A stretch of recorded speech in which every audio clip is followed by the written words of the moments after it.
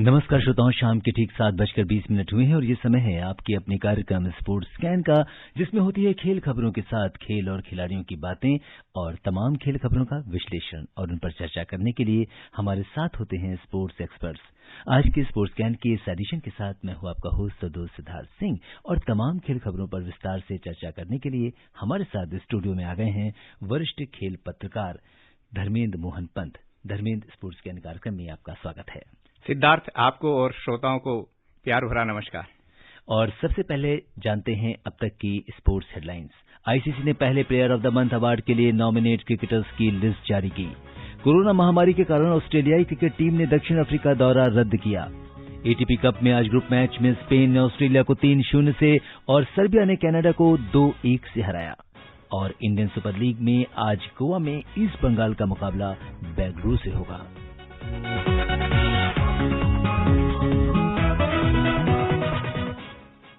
जी हां, और खबरें अब विस्तार से। आईसीसी ने पहले player of the month award के लिए नॉमिनेट हुए क्रिकेटर्स की लिस्ट जारी कर दी है।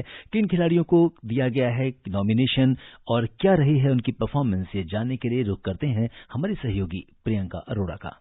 आईसीसी ने पहले player of the month award के लिए नॉमिनेट हुए खिलाड़ियों में पुरुष वर्ग में भारत के ऋषभ पंत, इंग्लैंड के जो रूट और आयरलैंड के पॉल स्टर्लिंग को नॉमिनेट किया है। वहीं महिलाओं में पाकिस्तान की डायना बेग, दक्षिण अफ्रीका की शबनम इस्माइल और दक्षिण अफ्रीका की ही मारिजान कैप को नॉमिनेट किया गया है। जनवरी में पंत ने ऑस्ट्रेलिया के खिलाफ सिडनी टेस्ट में 97 और ब्रिस्बेन टेस्ट में 89 रनों की बेहतरीन पारी खेली थी। वहीं रूट ने श्रीलंका के खिलाफ गॉल में 2 टेस्ट मैचों में 228 और 186 रनों की पारी खेली थी। इन खिलाड़ियों के प्रदर्शन के दम पर भारत ने ऑस्ट्रेलिया के खिलाफ और इंग्लैंड ने श्रीलंका के खिलाफ सीरीज जीतने में सफलता हासिल की। पुरुष वर्ग के तीसरे नॉमिनी पॉल स्टर्लिंग ने यूएई के खिलाफ 2 और अफगानिस्तान के खिलाफ 3 वनडे अंतर्राष्ट्रीय मैच खेले। इनमें उन्होंने 3 शतक जमाए। महिला वर्ग की नॉमिनी डायना बेग दक्षिण अफ्रीका के खिलाफ 3 वनडे और 2 2020 मैचों में पाकिस्तान टीम का हिस्सा रही थी। 3 वनडे मैचों की सीरीज में उन्होंने सबसे ज्यादा 9 विकेट लिए। वहीं दक्षिण अफ्रीका की इस्माइल ने पाकिस्तान के खिलाफ वनडे सीरीज में 7 विकेट लेने के बाद दूसरे 2020 मैच में 5 विकेट लिए थे।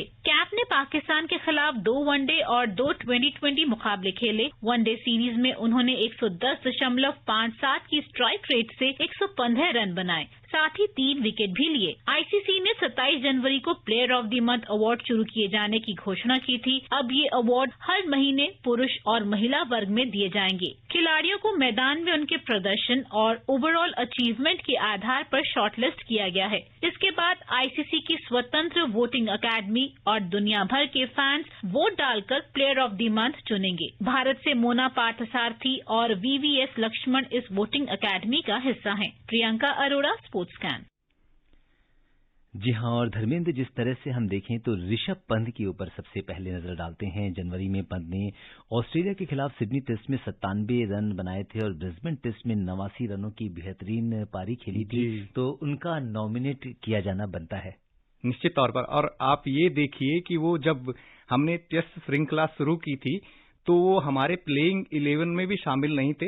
ये चर्चा हो रही थी कि उनको लिया जाए कि नहीं लिया जाए, क्योंकि विदेशों में उनकी बल्लेबाजी बहुत अच्छी वो प्रदर्शन करते रहे हैं। जैसे कि इंग्लैंड में उन्होंने शतक जमाया था और फिर ऑस्ट्रेलिया में पिछले दौरे में भी एक शतक जमा चुके थे।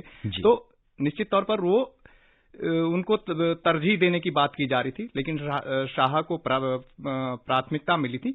ऐसे में जब वो आते हैं तो ठीक है, विकेट के पीछे उनका प्रदर्शन वैसे नहीं रहा कि जैसे कि एक अंतर्राष्ट्रीय एक टेस्ट के लिहाज से विकेट कीपर से उम्मीद की जाती है।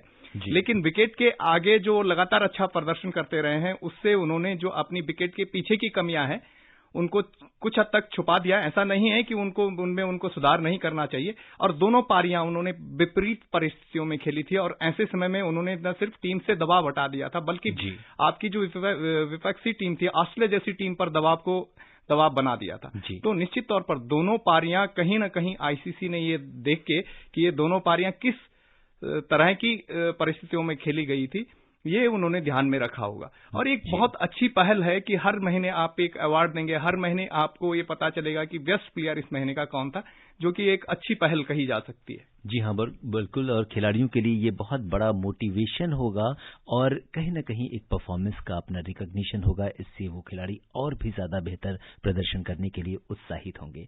यहाँ पे जो दूसरे खिलाड़ी हैं, हालांकि वो भारत के लिए भी एक बड़ी चुनौती बनने वाले हैं। अभी जो श्रृंखला होने वाली है, जो रूट की हम बात करेंगे, उन्होंने श्रीलंका के खिलाफ जो 2 टेस्ट मैच हुए उसमें 288 और 186 रनों की शानदार पारी खेली है। तो जो रूट जो है, इनका भी नाम नॉमिनेशन में शामिल है। देखिए सिद्धार्थ की दोनों पारियां उन्होंने कैसी पिच पर खेली थी। उस पिच पर, जिस पिच पर स्पिन के सामने श्रीलंका के बल्लेबाज तक जूझ रहे थे, वहां पर इंग्लैंड का एक बल्लेबाज आता है, दोहरा शतक जमाता है। दोहरा दूसरी पारी में भी या दूसरे मैच में भी वो दोहरे शतक के करीब पहुंच जाते हैं। और आपने एक कुमार संगकारा का एक बयान देखा होगा कि जब वो दूसरी पारी जो 186 दूसरी टेस्ट मैच में जो उन्होंने 186 रन की पारी खेली थी, उसमें संकारा ने उस पारी के बारे में कहा था कि किसी भी कोच को, किसी भी क्रिकेटर को और किसी भी जो नया जो क्रिकेट खिलाड़ी बल्लेबाज बनना चाहता है, उसको ये पारी देखनी चाहिए थी कि इसमें कितनी दृढ़ता थी, कितना संकल्प था, कितनी संयम था। उन्होंने पूरी तरह से, मतलब एक तरह से एक जो किताबी पारी जो कहते हैं ना, ये दोनों पारियां इस तरह की रूट ने खेली थी। तो निश्चित तौर पर वो नॉमिनेशन के हकदार थे और हो सकता है कि दोनों एक दूसरे को कड़ी टक्कर दे रहे हैं। इधर पंत है, इधर रूट है, दोनों किसी से मतलब कम नहीं है। ये नहीं माना जाना चाहिए कि ऑस्ट्रेलिया मजबूत प्रतिद्वंदी था, लेकिन यहां पर श्रीलंका को ये कहते हैं कि उसकी सरजमी पर हराना बहुत मुश्किल होता है, क्योंकि वहां की पिचें स्पिन लेती हैं और गॉल की पिच इस मामले में तो बहुत बदनाम है कि वो स्पिनरों को ही मदद करती है। मुरलीधरन के लिए वो सबसे प्रिय मैदान इसीलिए था क्योंकि वहां गेंद पिच स्पिन लेती थी और वो धड़ाधड़ विकेट निकालते थे। तो कहीं ना कहीं रूट की ये पारियां बहुत महत्व रखती हैं।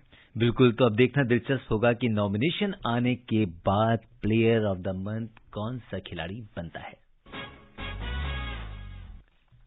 कोरोना महामारी के कारण ऑस्ट्रेलियाई क्रिकेट टीम का दक्षिण अफ्रीका दौरा रद्द कर दिया गया है। इसकी वजह से भारतीय टीम के आईसीसी टेस्ट चैंपियनशिप के फाइनल में पहुंचने की राह किस तरह आसान होगी, आइए ये जानने के लिए सुनते हैं हमारी सहयोगी नईम की ये रिपोर्ट।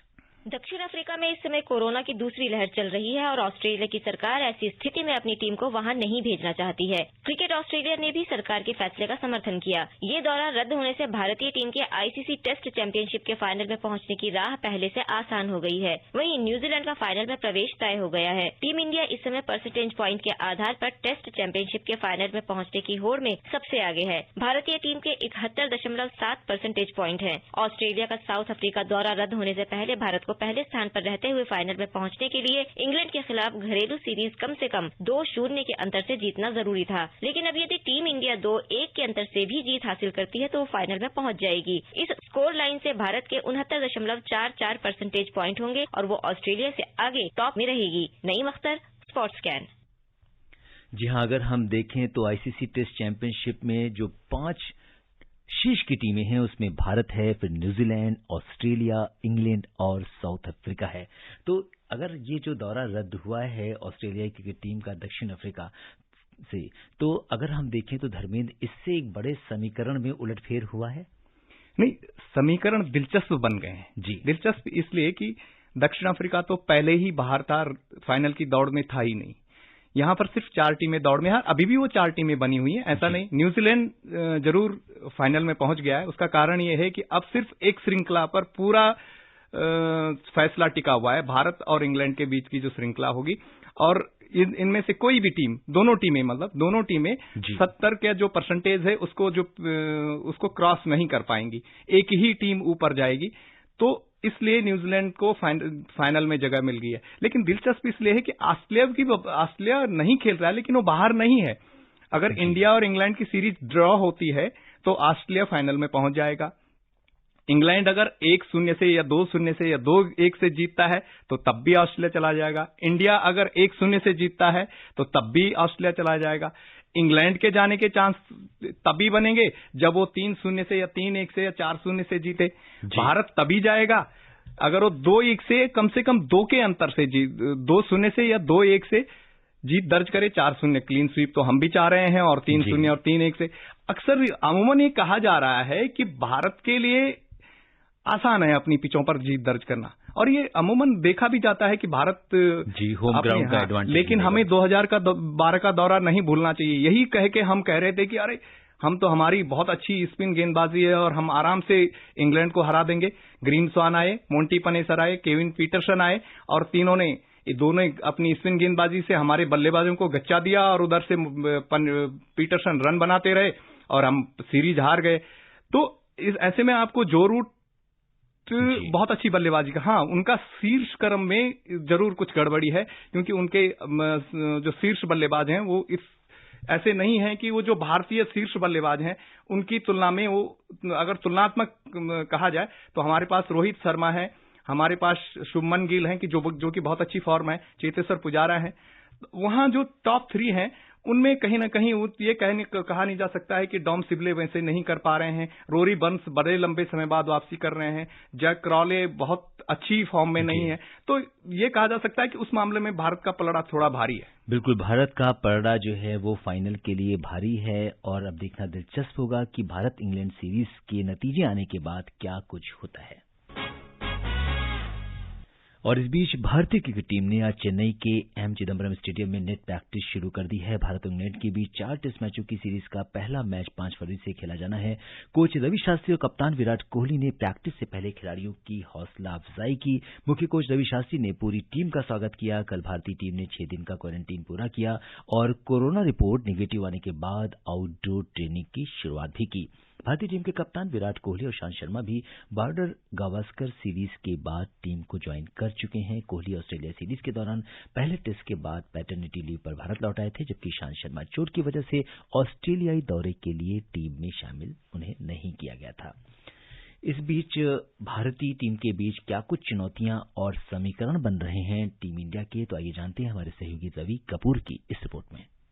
अब जबकि टीम इंडिया चेन्नई में शुरू हो रहे पहले टेस्ट मैच के लिए पूरी तरह से तैयार है, वहीं दूसरी ओर विरोधी खेमे की टीम भी पूरे जोश में है। टीम इंडिया के सामने ब्रॉडरसन की गेंदबाजी कड़ी चुनौती पेश कर सकती है। ब्रॉडरसन यानी स्टुअर्ट ब्रॉड और जेम्स एंडरसन की जोड़ी, ये दोनों मौजूदा समय में एक्टिव सबसे ज्यादा टेस्ट विकेट लेने वाले गेंदबाजों में पहले 2 स्थान पर काबिज हैं। एंडरसन ने 606 और ब्रॉड ने 517 विकेट लिए हैं। एशियाई पिचों पर दोनों के पास कुल मिलाकर 42 टेस्ट मैचों का अनुभव है। इनमें दोनों ने 110 विकेट लिए हैं। वहीं दूसरी ओर अगर टीम इंडिया की बात करें तो गावा टेस्ट के लिए एक समय में 11 फिट खिलाड़ी चुनना मुश्किल हो गया था। विराट कोहली पहले ही स्वदेश लौट चुके थे। ईशांत शर्मा अनफिट होने के कारण पूरी सीरीज से बाहर रहे। इनके अलावा जसप्रीत बुमराह, रविचंद्रन अश्विन, रविंद्र जडेजा चोटिल होने के कारण आखिरी टेस्ट की टीम से बाहर थे। अब ईशांत, बुमराह, अश्विन फिट हो चुके हैं। विराट के हाथ में फिर से कमान है। साथ ही भारतीय जमीन पर मैच होने के कारण 1 या 2 एक्स्ट्रा स्पिनर के खेलने की उम्मीद है। इन सभी कारणों को ध्यान में रखते हुए गाबा के 5 सितारे चेन्नई टेस्ट में भारत की प्लेइंग 11 से बाहर हो सकते हैं। गाबा टेस्ट में डेब्यू करने वाले टी नटराजन पहले ही भारतीय टीम से बाहर हैं। पहले 2 टेस्ट मैचों के लिए घोषित भारतीय टीम में उन्हें जगह नहीं मिली है। उनके अलावा मयंक अग्रवाल, वाशिंगटन सुंदर, शार्दुल ठाकुर और मोहम्मद सिराज को भी बाहर होना पड़ सकता है। इन सब के बावजूद ऑस्ट्रेलियाई सीरीज जीतने के बाद टीम इंडिया के हौसले बुलंद हैं। वहीं दूसरी ओर श्रीलंका से सीरीज जीतने के बाद इंग्लैंड की टीम भी अपना दमखम दिखाने के लिए तैयार है। Ravi Kapoor, sports scan. जी हाँ धर्मेंद्र, तो आप किस तरह का कॉम्बिनेशन टीम में देखते हैं? क्या कुछ खिलाड़ी रहेंगे इसमें?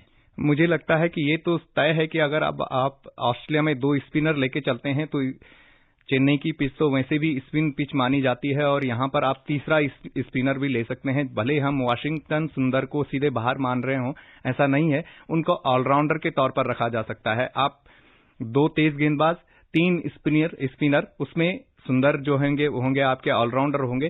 तो ऐसे में हमारा जो है बल्लेबाजी में भी थोड़ा सा डेप्थ हो जाती है। हाँ, अब आज एक अच्छी खबर यह है कि केएल राहुल ने खुद को फिट घोषित कर दिया है। वो रिहैब करके आ गए हैं और उनके फिट होने से यह है कि मध्य क्रम में एक जगह उनके लिए, मतलब एक मध्य क्रम का एक बल्लेबाज हमें मिल गया है। लेकिन अभी यह है कि शीर्ष क्रम में रोहित शर्मा, शुभमन गिल और चेतेश्वर पुजारा तय हैं। उसके बाद मध्य क्रम में कोहली, रहाणे और पंत की जगह निश्चित है।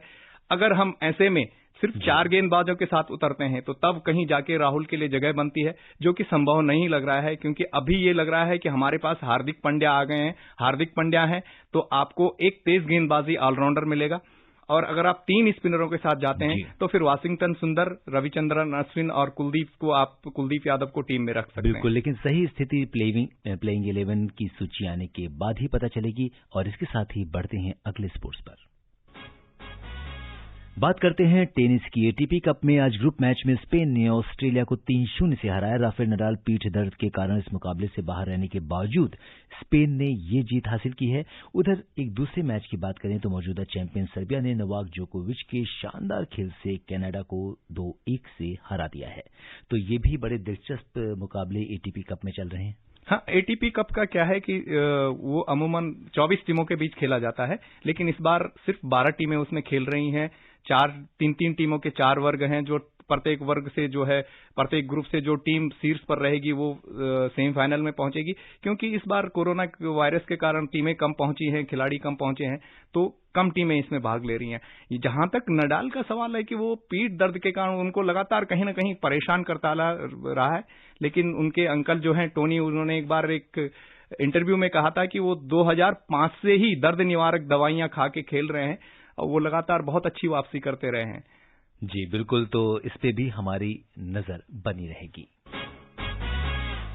बात करते हैं हॉकी की। भारतीय महिला हॉकी टीम के अर्जेंटीना टूर के आखिरी मुकाबले में अर्जेंटीना से मुकाबला 1-1 गोल से ड्रॉ रहा। टीम इंडिया ने डिफेंस में शानदार प्रदर्शन करते हुए अर्जेंटीना की टीम को जीतने का कोई भी मौका नहीं दिया। भारत के लिए कप्तान रानी और अर्जेंटीना के लिए एमिलिया फोर्चेरियो ने गोल किए। इससे पहले 2 मुकाबलों में अर्जेंटीना ने भारत को हराया था। 26 जनवरी को अर्जेंटीना ने 2-0 और 29 जनवरी को 3-2 से जीत हासिल की थी। वहीं तीसरा मैच बारिश के कारण रद्द करना पड़ा था। तो इतने दिनों के गैप के बाद ये जो टूर है भारत का अर्जेंटीना के लिए, तो काफी कुछ उम्मीदें लेकर आया था। हाँ, मुझे लगता है कि आपको अनुभव तो कुछ मिला। आपको ये तो पता चला कि आपको अर्जेंटीना जैसी मजबूत टीम को हराने के लिए क्या करना है। ये सबसे बड़ा इस दौरे की उपलब्धि रहेगी। और जैसे जिस तरह से हम अर्जेंटीना की बी टीम से हार गए थे, 2 मैच हार गए थे, उसके बाद हम अर्जेंटीना की सीनियर टीम जो विश्व में नंबर 2 टीम है उससे हार गए थे, तो कहीं ना कहीं टीम के मोराल पर फर्क पड़ता है। लेकिन टीम ने अपने को हर अगले मैच में बेहतर प्रदर्शन किया और इसी का परिणाम है कि हमने ड्रॉ से समाप्त किया। जी हाँ। और अब नजर डालते हैं रेसलिंग पर। नेशनल वुमेन्स रेसलिंग चैंपियनशिप में 50 किलोग्राम वेट कैटेगरी में हरियाणा की मीनाक्षी ने पहली बार स्वर्ण पदक जीत लिया है। उन्होंने फाइनल में हरियाणा के हिन्नी कुमारी को हराया और स्वर्ण पदक जीतने के बाद मीनाक्षी ने कहा कि टोक्यो ओलंपिक के लिए क्वालिफाई करना उनका अगला लक्ष्य है। तो ये प्रतियोगिता भी चल रही है इस समय, नेशनल वुमेन्स रेसलिंग चैंपियनशिप, और इसके कई सारे मुकाबले हो चुके हैं। देखिए, ये सबसे बड़ी बात है कि पहली भारत में जिस हिसाब से माहौल बना हुआ था, ये कुश्ती पहला खेल है कि जिसने अपनी राष्ट्रीय चैंपियनशिप शुरू की है। और ये खिलाड़ियों के लिए अच्छी खबर है, क्योंकि खिलाड़ी साल भर कैसे न कैसे मेहनत कर रहे थे और उनको किसी प्रतियोगिता में या कह सकते हैं कि प्रतिस्पर्धी मुकाबले में खेलने को नहीं मिल रहा था। अभ्यास अलग चीज होती है और जब आप प्रतिस्पर्धी मुकाबले में उतरते हैं तो उसका अनुभव अलग तरह का होता है। बिल्कुल। इसके साथ ही अब हम एक नजर डालते हैं अगले खेल पर। इंडियन सुपर लीग में आज गोवा में ईस्ट बंगाल का मुकाबला बेंगलुरु से हो रहा है। और अगर हम अंक तालिका पर एक नजर डालें तो 8वें स्थान पर काबिज बेंगलुरु ने 14 में से 3 मैच जीते हैं, 15 अंक हैं। वहीं दूसरी ओर अगर ईस्ट बंगाल की बात करें तो 14 में से 2 मैच जीते हैं और उसके 13 अंक हैं। क्या कुछ होने वाला है आज? मुझे लगता है कि दोनों ही टीमें ऐसी स्थिति में हैं कि ठीक है, वो शीर्ष 4 में दोनों जगह बना सकती हैं। अभी उनके लिए चांस भी हैं, क्योंकि जो आपने कहा कि मुंबई की टीम सबसे टॉपर है 30 अंक लेकर, लेकिन जो तीसरे नंबर की टीम है उसके सिर्फ 22 अंक हैं जी। तो इनके लिए मौके तो हैं, लेकिन जिस हिसाब से बेंगलुरु की टीम खेल रही है, एक समय चैंपियन हुआ करती थी, सुनील छेत्री जैसा खिलाड़ी है, लेकिन तब भी आप लगातार 8 मैचों में जीती दर्ज नहीं कर पाते हैं, 5 मैच हार जाते हैं। तो कहीं ना कहीं वही कंडीशन दूसरी टीम की है। तो ये कह सकते हैं कि मुकाबला बराबरी का है और दोनों टीमें अब 3 अंक से कम पर कोई भी नहीं चाहेगी कि उसको 3 से कम अंक मिले। जी हाँ, और इस मैच पर हमारी नजर बनी रहेगी। और इसके बाद अब समय अनुमति नहीं दे रहा है कि हम कुछ और खेल खबरों पर चर्चा करें। धर्मेंद्र, आप हमारे स्टूडियो में और तमाम खेल खबरों पर चर्चा करने के लिए आपका बहुत बहुत धन्यवाद। आभार। श्रोताओं, स्पोर्ट्स कैन में आज के लिए बस इतना ही। अगर आप इस कार्यक्रम को दोबारा सुनना चाहते हैं तो लॉग ऑन कर सकते हैं हमारी वेबसाइट newsonair.com पर। कल शाम 7:20 पर दोबारा मुलाकात के वायदे के साथ इजाजत दीजिए अपने होस्ट और दोस्त सिद्धार्थ सिंह को। तब तक के लिए नमस्कार।